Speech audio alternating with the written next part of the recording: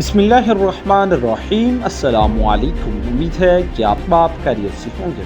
नाज़रीन, बहुत ही अहम न्यूज़ आपके साथ शेयर करेंगे। जैसा कि नाज़रीन, आज दोपहर 2 बजे तहरीक लब्बैक पाकिस्तान की जानिब से रावलपिंडी में एक अहम प्रेस कॉन्फ्रेंस करनी थी, जो कि हो चुकी है। तहरीक लब्बैक पाकिस्तान ने बहुत ही एक अहम ऐलान किया है।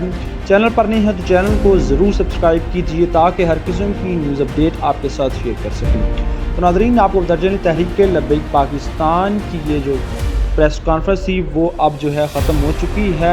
तहरीक लब्बैक पाकिस्तान ने उसमें एक बहुत ही अहम ऐलान किया है। जैसा कि नाज़रीन, 1973 में जो है कादियानियों को काफिर करार दिया गया था और कादियानियों को काफिर करार दिए 2024 को 7 सितंबर को जो है 50 साल हो जाएंगे। तहरीक लब्बैक पाकिस्तान गोल्डन जुबली मनाने के लिए जो है रावलपिंडी लियाकत बाग में 7 सितंबर को जो है एक जलसा करेगी। ख़त्म नबूवत का ये जलसा होगा तहरीक लब्बैक पाकिस्तान की जानिब से, जिसकी क़यादत करेंगे तहरीक लब्बैक पाकिस्तान के अमीर अल्लामा हाफिज़ साद हुसैन रिज़वी।